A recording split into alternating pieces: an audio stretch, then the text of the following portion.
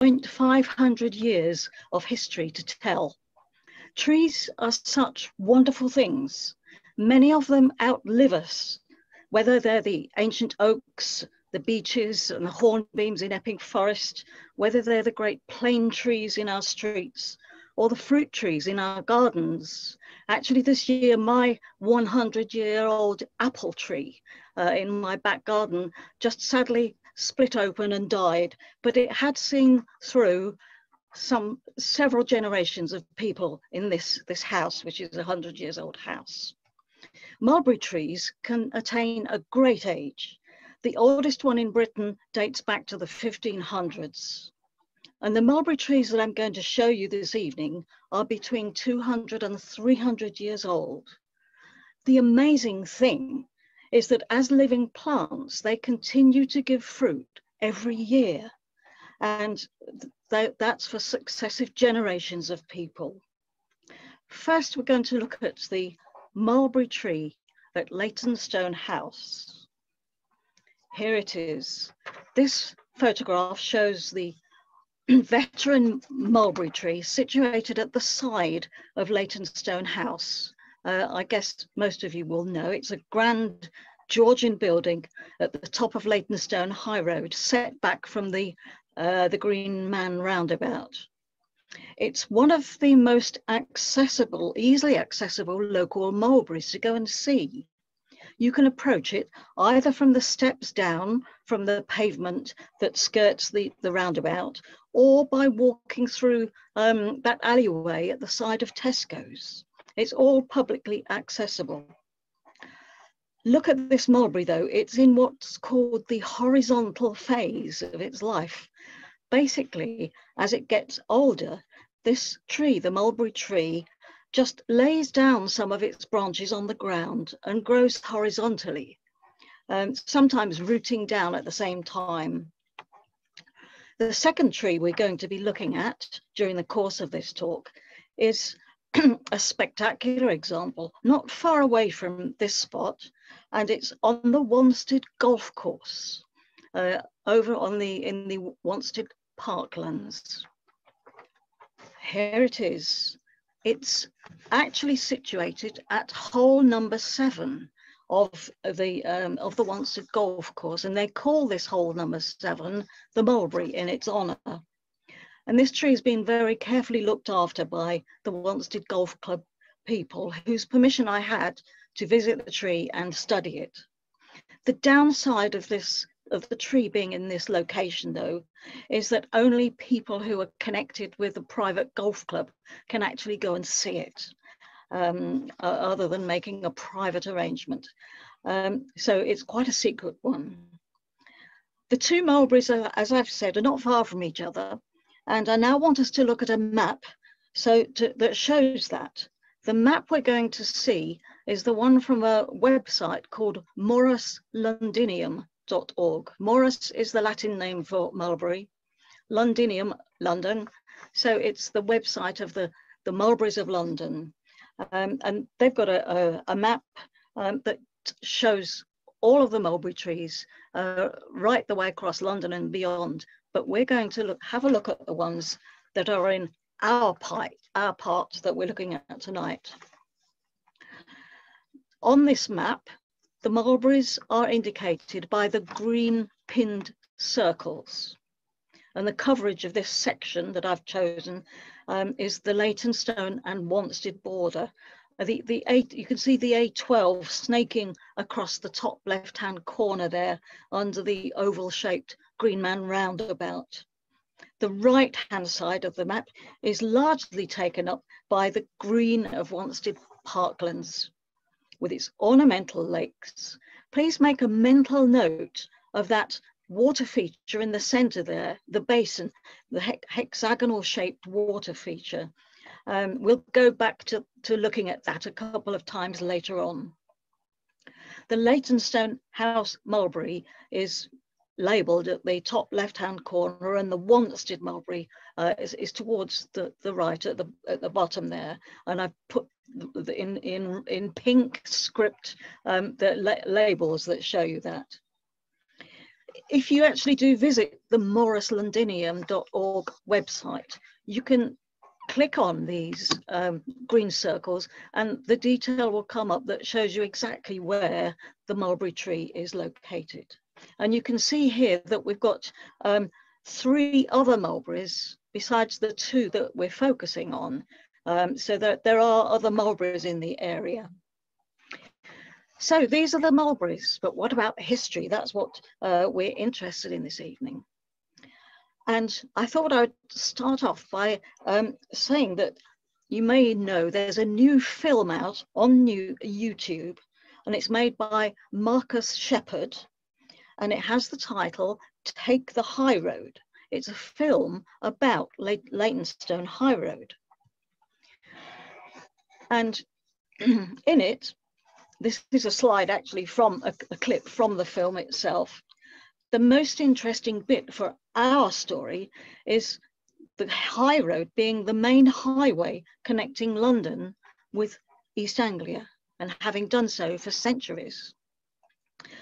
Beginning in post-medieval times, grand houses along Leytonstone High Road were put up by wealthy merchants and bankers in the city of London, from the city of London.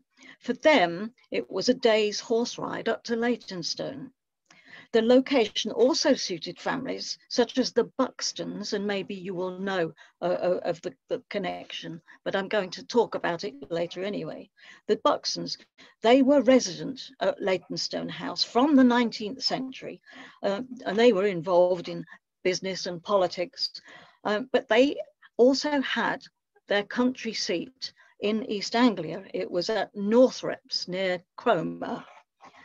So stagecoaches, I can imagine stagecoaches carrying members of the Buxton family and other families, and that would have been the famous Sir Thomas Fowell Buxton, the elder, known because of his activities in campaigning against the slave trade. He, on stagecoaches, he would have been passing Leytonstone High Road on the way between London and Cromer. I actually think he would have stopped there. It would have been a stage on that journey, quite logically, after a day's ride up from the city. In making this film, Marcus Shepherd asked me where I had dug out the information about the Leytonstone mulberry that is mentioned in my book, Unraveling the Yarn, and that's the one that David mentioned in his introduction to me about Zoe Hart-Dyke and her silk activities. Well, I showed him 2 books that contain the diaries and sketches of a young member of the Buxton family, name of Ellen Buxton, and that had been kept by Ellen during the years 1860 to 64. These are the books, and I showed them to Marcus Shepherd, the filmmaker, and he's actually put this clip in his film, so I've just borrowed it, and he's very pleased for me to do that. On page 58 of the red book on the right there, there's a reproduction of Ellen Buxton's drawing of that mulberry tree at Leytonstone House, and we're going to see it on the next slide. Here it is. So Ellen, who is a 16-year-old daughter of Thomas Fowell Buxton, she's captioned this drawing of the mulberry tree as Leytonstone 1864, and we can also see, just faintly, depending on the size of your screen, that she identifies her several younger siblings by name in her own handwriting. And the diary note, which is printed in the book, reads, "We have a great many mulberries this year, which are very nice. The boys climb up to the top of the tree and throw the ripe ones down to us." So there's this wonderful picture of the children, the younger Buxton children, all having great fun in the summer around the mulberry tree. And the picture just seems incredible to me because it shows the mulberry tree, which we've seen outside Leytonstone House in reality, but it shows it here in a diagram already mature and starting to lean over. This is a clear indication of its age. Dr. Peter Coles, who's a mulberry expert, and he actually runs the Morris Londinium website. He visited the tree and he saw Ellen's drawings, and he estimated that this tree would have been planted around 1800. In trying to substantiate that, I started looking at the history of Leytonstone House itself and who lived there. The Buxtons came to live at Leytonstone House in 1840. And at the time of Ellen's birth there in 1848, this tree would already have been quite mature. So I needed to look back further. But just to satisfy ourselves that we're talking about the same tree, let's have a look at the images side by side. Hopefully, does that show you my next screen, which is the side-by-side view of the Leytonstone House mulberry tree as depicted in the drawing of 1864 and a photograph of 2019, and they're taken from the same angle. You have a look at the tree, both the drawings. You can see how the main branch on the tree's left side in the contemporary photograph has now descended to the ground. As we've said, it's horizontal. Whereas in 1864, that branch was still holding up, although a bit perilously, I think, for the children concerned. And then the bough on the right side of the tree in the photograph has so far continued to keep up a bit, as seen in Ellen's sketch on the left-hand side drawing. So, as I've said, the amazing thing to me is that the tree has continued to yield mulberry fruits for all of those years. And like the Buxton children, I've actually picked some myself. Let's have a look at Leytonstone House itself. On the left-hand picture is the view of the house if you're seeing it from the Green Man roundabout. The right-hand photograph shows the aspect you would see if you went up to it from the Tesco end, from the back. And I'm just musing really, if you know the Waterhouse, which is the William Morris Gallery in Forest Road, you might recall that the curved aspect of the Waterhouse is shown as the front, whereas the flat aspect is the back there. And I've no idea architecturally why that is the case, that these two buildings of similar date, I think 1762 was the Waterhouse. I've no idea why they have the curved part at the front and the other one has the flat part at the front. But anyway, that's just amusing. Let's have a look at the history of Leytonstone House. There are two plaques which you might have seen if you've been there. On the left-hand picture is the council's blue plaque, and it reads 18th century house, originally the home of Sir Edward North Buxton. From 1868 to 1936 was the Bethnal Green Union School for the juvenile poor. The right-hand plaque, much earlier, it was erected, interestingly, by the women's section of the Borough of Leyton Ratepayers Association. They put it up in 1930, and it reads, in this house, 1840 to 1867, resided Sir Thomas Fowle Buxton and Edward North Buxton, who took a prominent part in the preservation of Epping Forest for the use of the people. While the details may differ between these two, I think these two plaques together display what is popularly known about in respect of the Buxtons and Leytonstone House. Peter Ashen, the local historian and activist, has also written very recently about Leytonstone House in his book, Freedom Walk.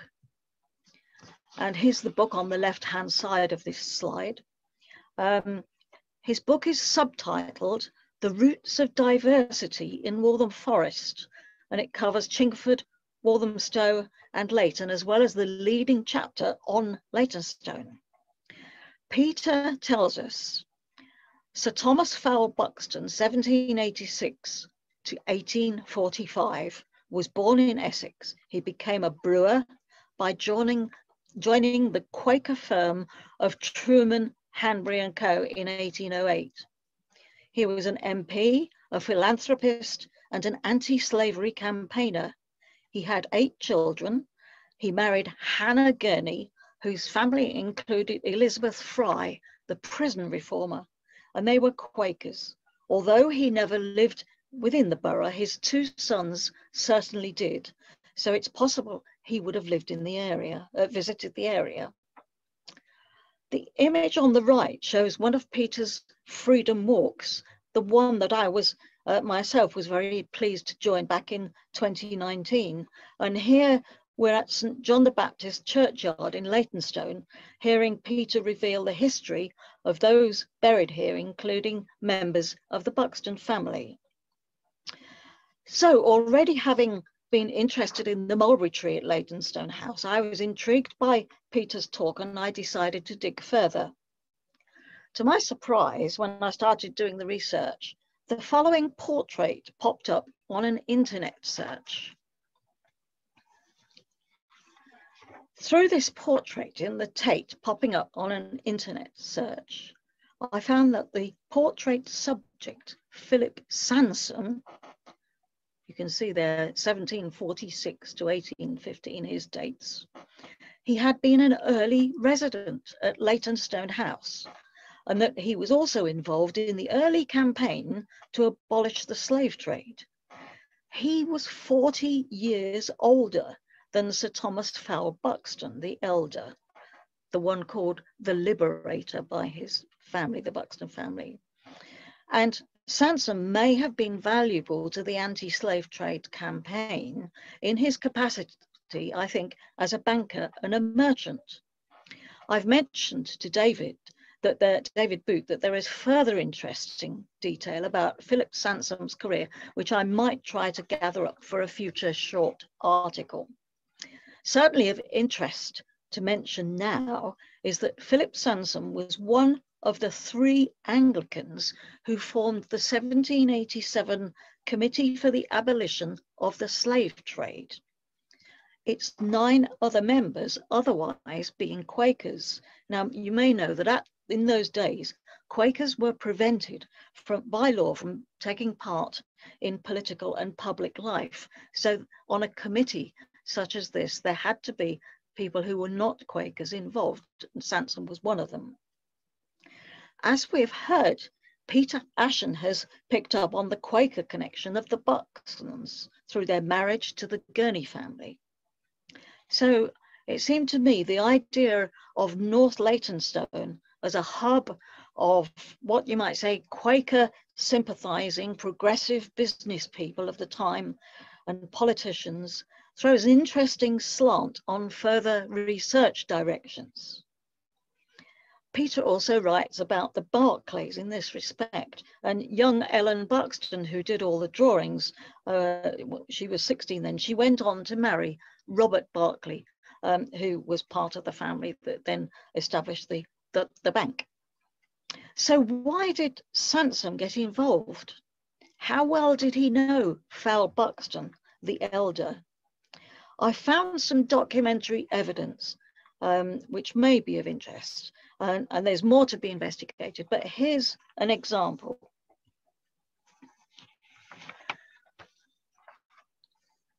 This is an extract from the minutes of the Abolitionist Committee, the one I said that Sansom was involved in. And I found it online from the British Library website. And this extract reveals the details of the founding meeting of 22nd of May, 1787, in which it was resolved, as you can see on the 3rd line down in the first paragraph, they resolved that the slave trade was both impolitic and unjust. So that's their starting point, way back in 1787. And Fowl Buxton was only 1 year old at that stage. We can see Philip Sansom's name here on the list. He's on the 4th line down of the 2nd paragraph. So this is well before William Wilberforce's time as well. So there's so much to research and investigate. One thing's certain though, Philip Sansom's grave is not to be found at St. John's in Leytonstone. He lived in the times much earlier than St. John's being built, and it's actually at St. Mary's at Leyton. Here's the vault, and the inscription on the front of it reads, "To the memory of Philip Sansom of Leytonstone House." So we can be absolutely clear here who we're talking about and where he was. Sansom's son Henry and wife Elizabeth were also buried there in that vault. Those are the Buxton family who died in Leytonstone. They were buried at St. John's in the latter half of the 19th century. So I began to wonder, can I begin to construct a timeline for Leytonstone House? And it's a bit kind of jagged and unconnected at the moment, but this is a start. So there's a biography by R.E. Davies named The Buxtons of Easney. That's the place in Norfolk where the home was. And he suggests Leytonstone House was built in 1740, but I haven't found any substantiation for that, but at least that's a starting point.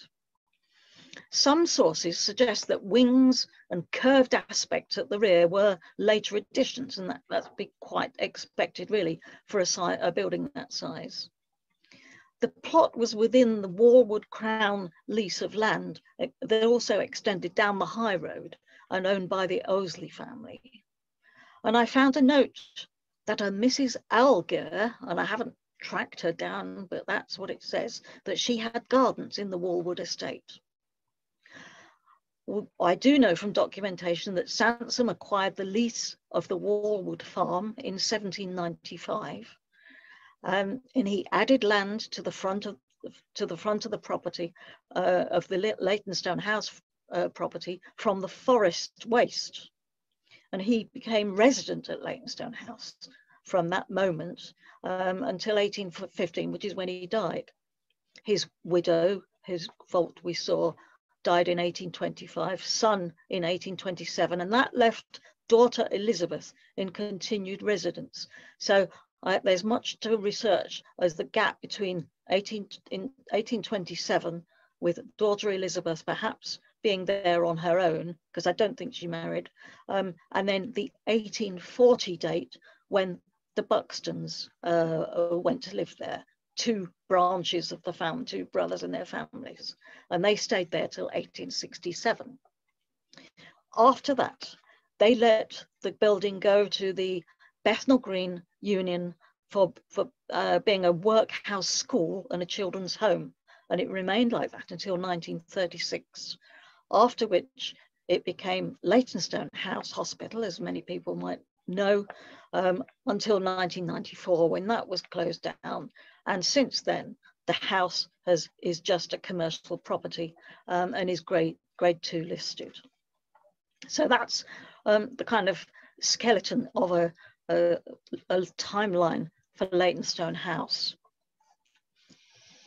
Well, I'm tending to think, and I'm just going to go back to that because I wanted also to say, if I'm wondering who planted the mulberry tree, well, it could have been Mrs. Alger, who had gardens in the Warwood estate, but I do rather think it was in Philip Sansom's time.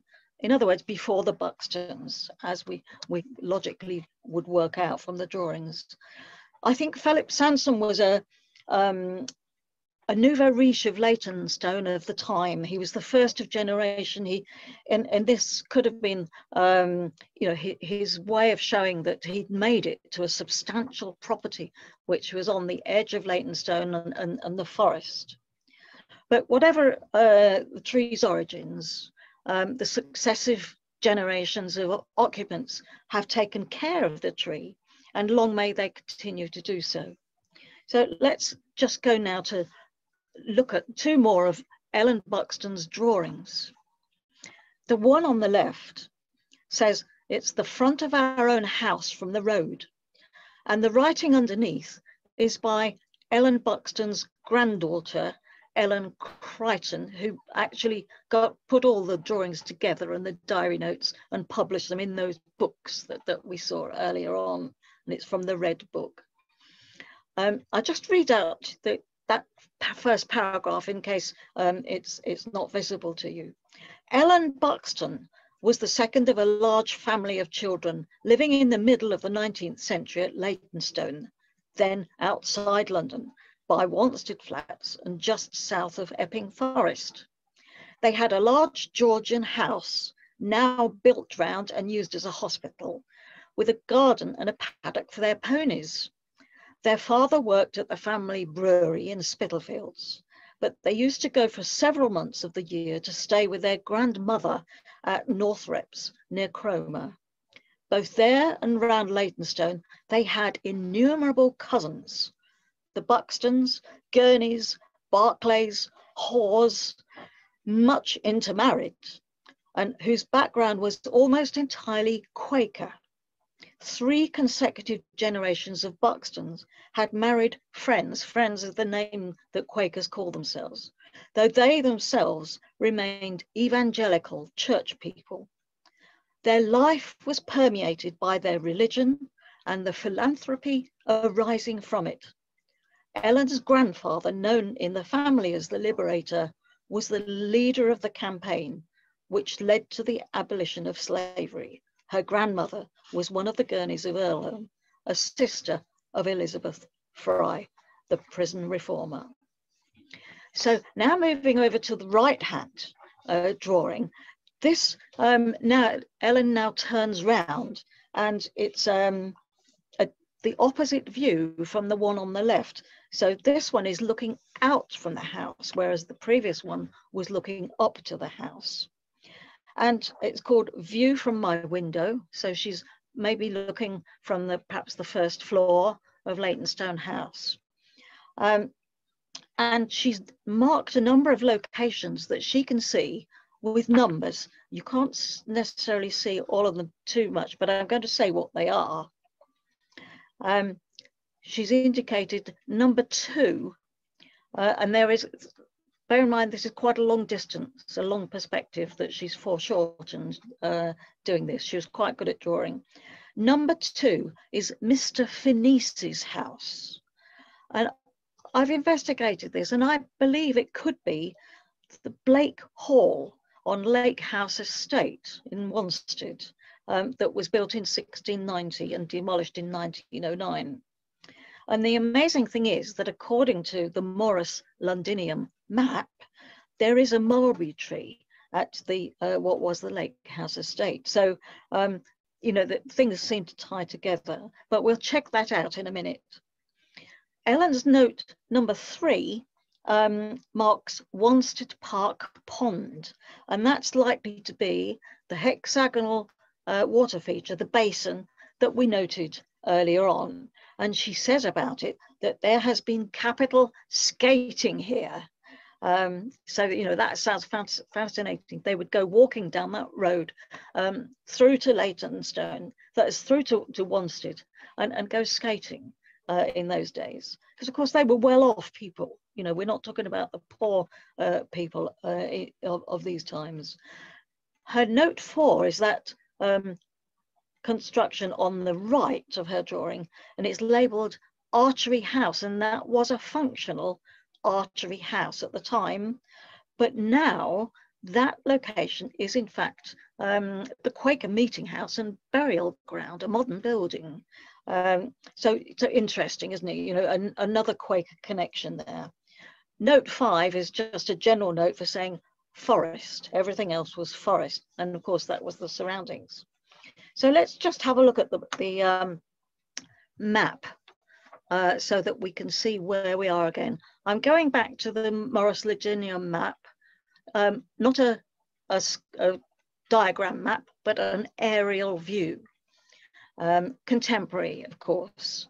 And if we imagine that Ellen Buxton was sitting in Leytonstone House, that's green, marked by the green circle with the pink arrow from the left pointing towards it, I suggest that it's quite possible that a mulberry, marked here with the yellow arrow pointing down, was the one, and it's on this map, it's marked as Selsdon Road, Wanstead, could have been growing in what Ellen Buxton said was Mr. Finese's garden. But let's have a look at Wanstead. Move to the right of the picture. You can see the clear open spaces of the golf course. The history of Wanstead parklands, I think, is quite well known and documented. But what I wanted to know was, how come there is a mulberry tree in the middle of a golf course? As people may know, there was once a magnificent mansion, the Wanstead House, around which these extensive grounds were laid out. Prior to the Wanstead House, there was a post-medieval Wanstead Hall, and before that, a hunting lodge. And there's also Saxon and Roman history relating to this site. So we're talking about real history here, and my task was to search out old maps and plans to find some clues about the one mulberry tree that is there. From 1720 to 1823, this is the Wanstead house that was there. And it was a really, really grand house. It isn't there anymore, sadly. It's in the extensive grounds with the artificial lakes, including the hexagonal basin that we saw. And it was formerly part of the original estate of Richard Child, who later became the first Earl Tilney. It was one of the finest Palladian mansions in Britain. It has got 6 Corinthian columns on the portico. Sadly, it was demolished from 1823 to pay for the gambling debts of William Paul Tilney Long Wellesley, who had callously and opportunistically married the young heiress to this estate, Catherine. And I just mused to myself just how different the axis of local history might have been if the house was still standing, but of course it isn't. It was taken apart brick by brick, and everything was sold together with the treasures inside at auctions. On the plus side, the grounds remained intact, so they didn't get built over, which might have been the fate of a place like this. They've been maintained by the City of London alongside the Epping Forest under Acts of Parliament. The golf club has its lease within that since 1920. So recently I was overjoyed to find some images of relics of Wanstead House. It was on the Friends of Wanstead Parklands Facebook page. Look at this. I mean, I just thought these were absolutely outstanding.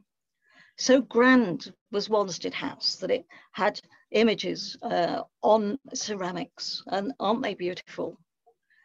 They show various views of the mansion and of the various parts of the gardens and the follies that were built around it. So I just love looking at these. I would like to have one, but I think they're a bit expensive. I was still puzzling though. It's not at all unusual for a mansion of this grandeur to have mulberry trees, but why was there just this one? Well, why is there just this one? And why is it on a golf course? Let's have a look at a detailed map of the time, going back a bit. This is Roke's map, which is a kind of a survey of 10 miles around London, and he did this survey in 1746.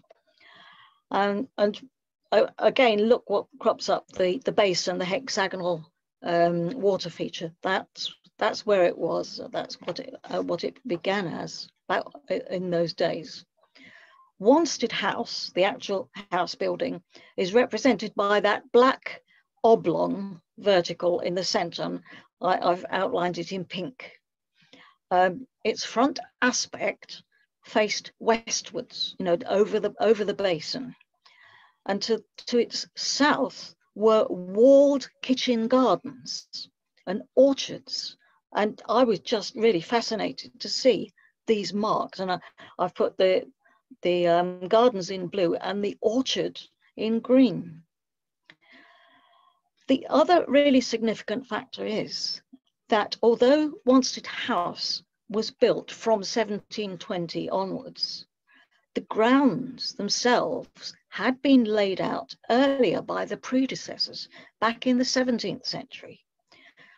My hypothesis began to form, therefore, that the most southerly tree on Roke's map there might have been the one mulberry that survives. But why was it left on its own? Well, I found another explanation.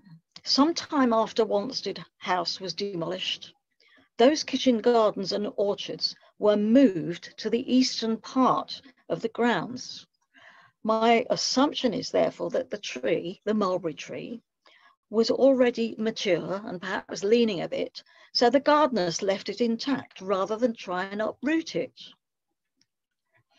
In my exploratory essay on this, which is published on the Morris Londinium website, I've got some other documentary evidence about that. And I think that I was suggesting that if it was already mature in 1720, then it must be getting on for 300 years old. So that was just from documentary evidence and assumptions that I was making. I was not to know when I first wrote about this in 2018, how my assumption was going to be unexpectedly supported within a couple of years.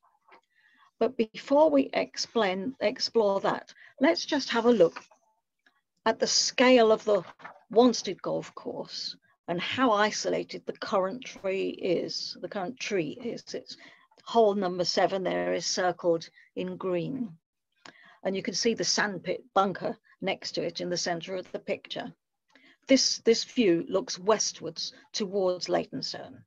So how long has it been like that? That was another question I was seeking to answer. The oldest actual photograph that came up was intriguing. Filed in the Essex Records Office at Chelmsford, I came across a photograph by a noted local historian of the mid-century that was captioned in the index as the mulberry tree on Wanstead golf links. When I visited the reading room in Chelmsford, I was elated to find the original black and white print dated 1949, showing the tree standing on its own. Clearly, the tree was important enough and adequately known about for photographer Tufts to have made this record. We're now going to see that photograph side by side with the existing mulberry. The view I'm going to show you is of both of them is looking westwards, backwards from where we're looking towards now. So looking westwards towards Redbridge. So Wanstead mulberry tree, 2019 and 1949. This is the same tree. The tree shapes have similarities in respect of the one high branch towards its right-hand side stretching upwards. Mulberries are nothing if not untidy in appearance. I actually found Mr. Tufts' handwriting to be the most thrilling part of this image, actually. I just loved that. It spoke to me kind of thing, more than the image did almost. And I was glad to have established the existence of the tree in solitude at this date. And I validated it by looking at wartime aerial photographs of the area.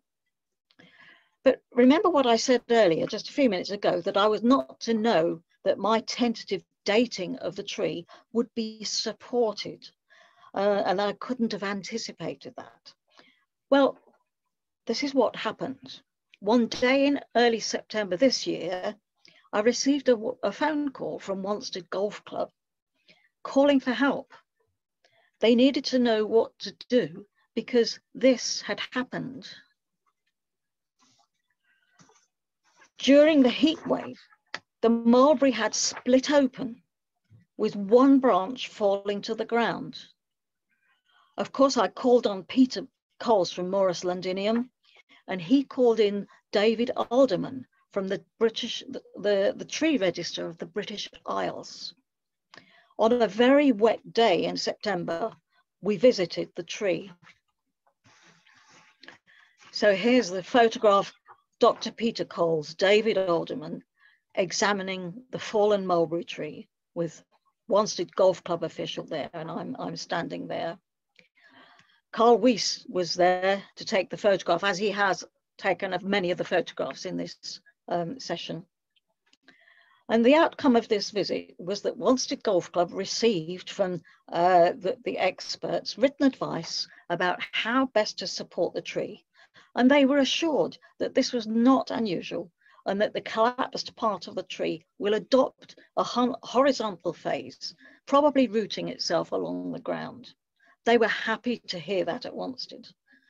And I was happy to hear from the experts their opinion, looking at the tree and the inside of the tree as it's split inside, that it was indeed at least 300 years old.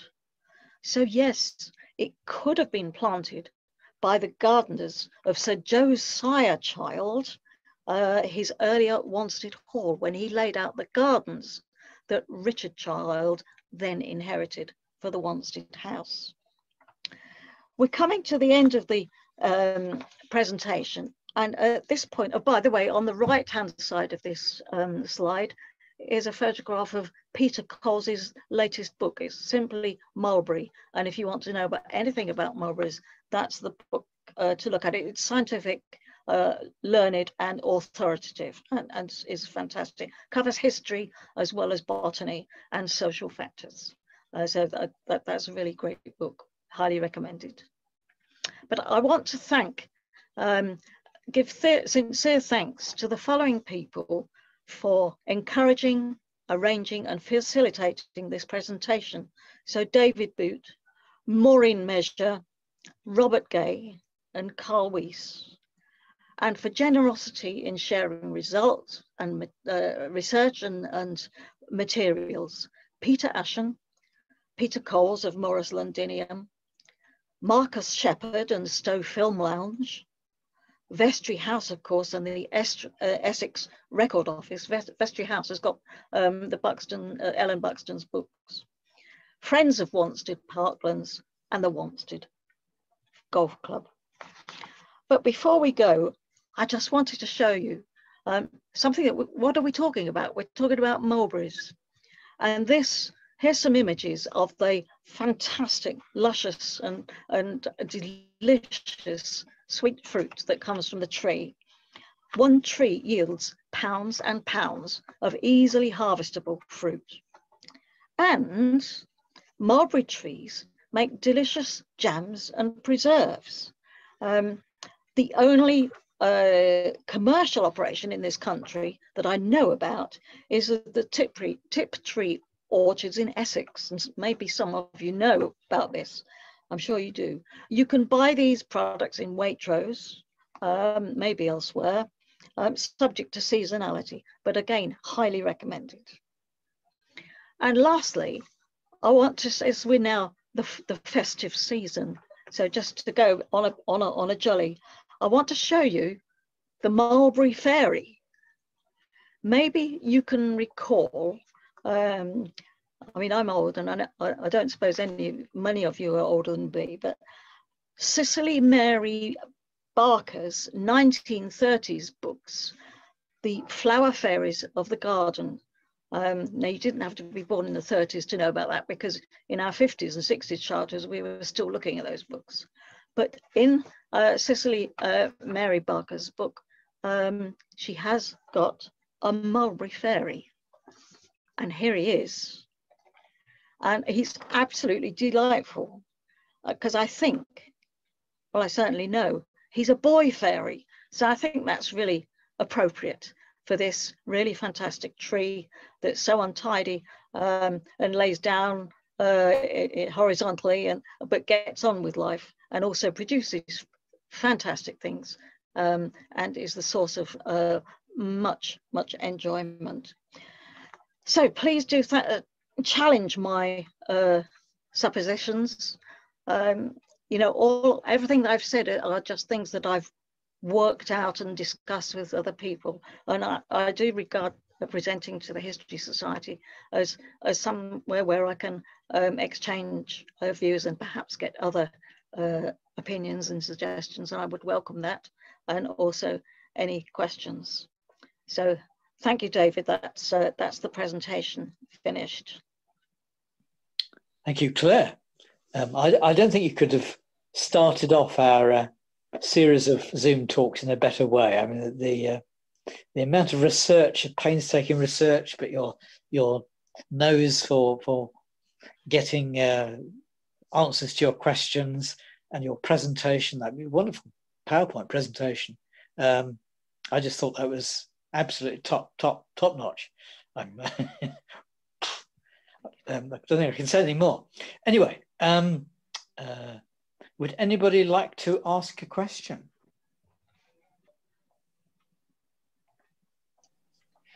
Claire? Yes. Could you go back into your slides to the 4th slide, which was the map?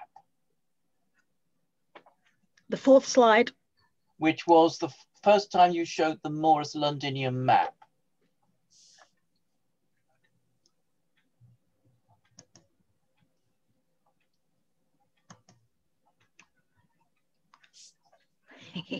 Hey.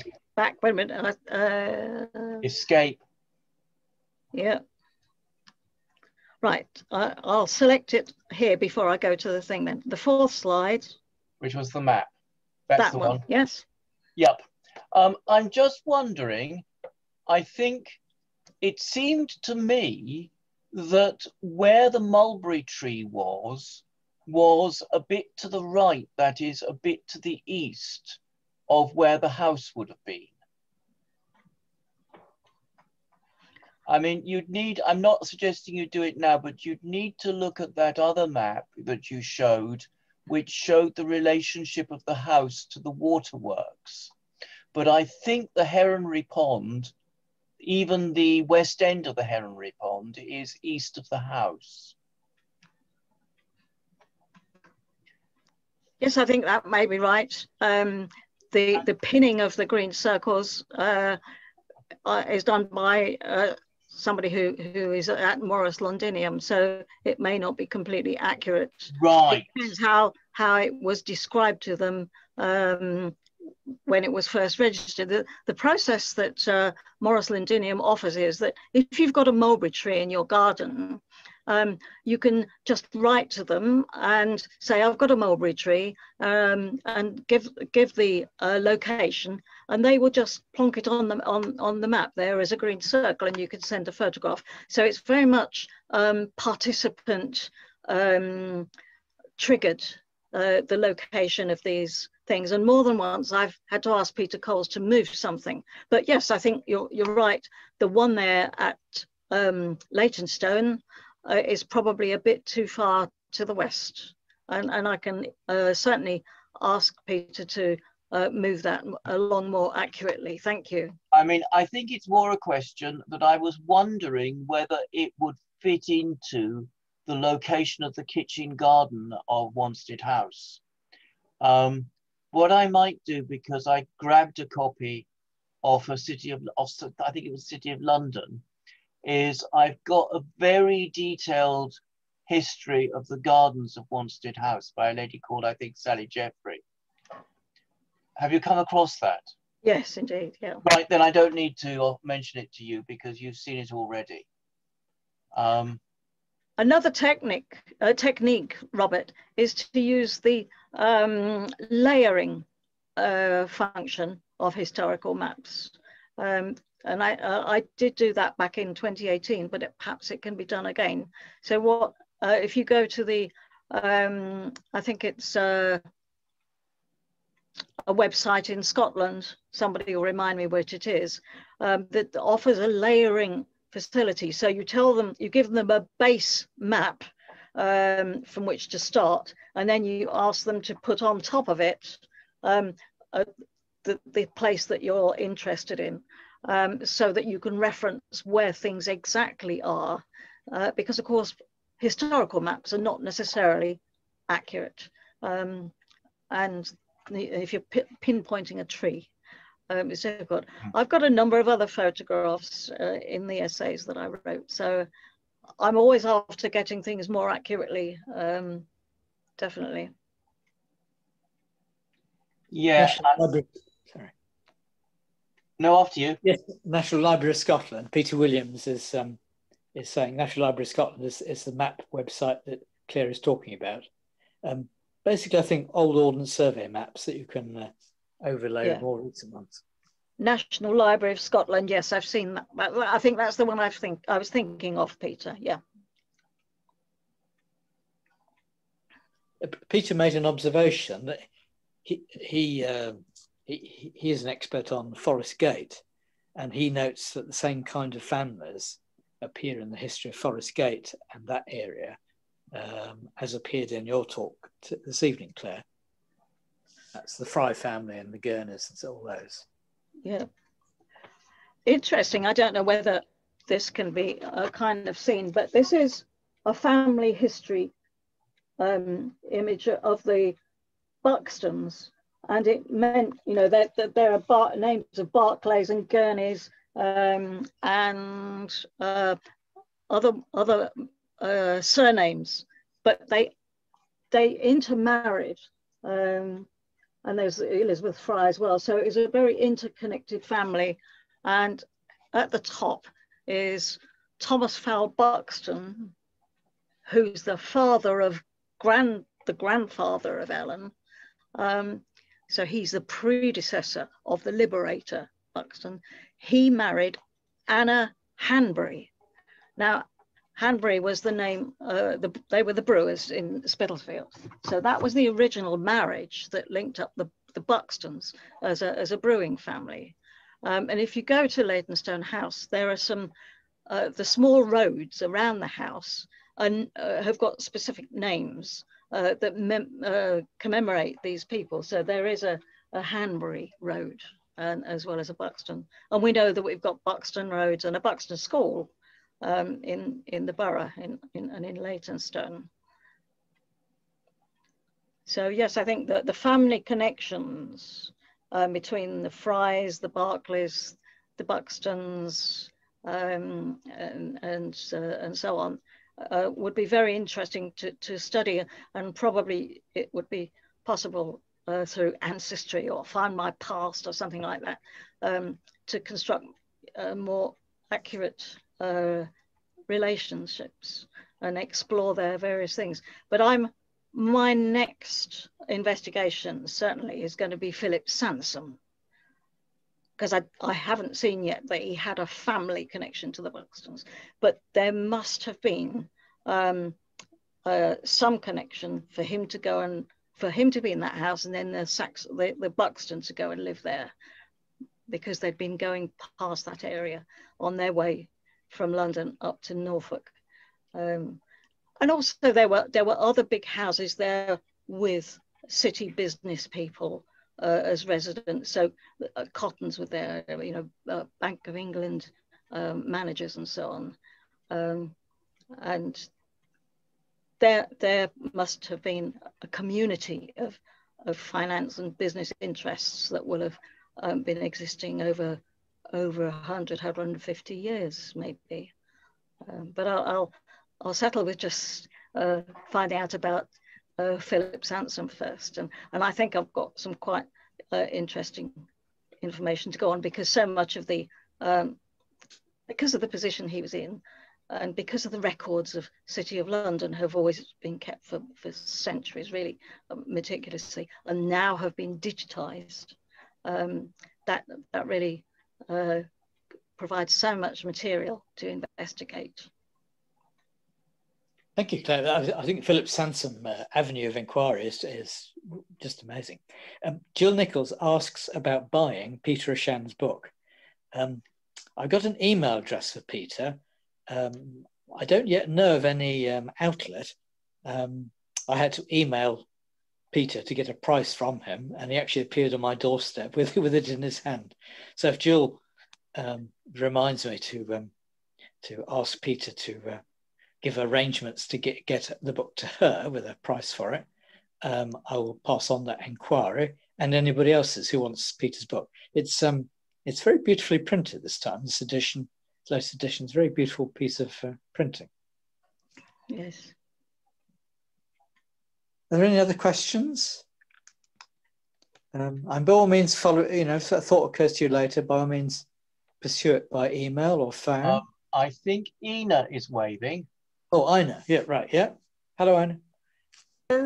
I just wanted to say what pure gold that talk was, Claire, and thanks also to the technical people. But Claire, it's my birthday. I couldn't have a better end to the evening. The research, the insights, your storytelling. And I've got those books. Several years ago, I was able to get those Buxton books, and I'm so happy. So thank you so much. That was wonderful. Thank you. Well, I'm just delighted. I'm so pleased that it has come over as interesting, and I just get so much from talking to people about it. So it's really valuable for me to do this. Thank you. Thank you. You put my thoughts more better than I can, Ina. I'm proposing to close down the session unless somebody puts their hand up or intervenes. Last, I want to end with a thanks not just to Claire for what really is a fantastic talk, but also to Robert for making Leyton&Leytonstone Historical Society part of the new Zoom generation. So we're catching up with other historical societies. I'm very grateful to Robert for all he's done for making it possible. Happy birthday to Ina. Oh, yeah. Hi, Jill. Thank you. Okay. You're going to shut us off, Robert? Yes, if you want. Thank you, Robert. Thank Yeah. you. Thank you. Thank you very much. Thank you. Good Excellent. to see you Very all. much. Bye-bye. My privilege to be with you. Thank you.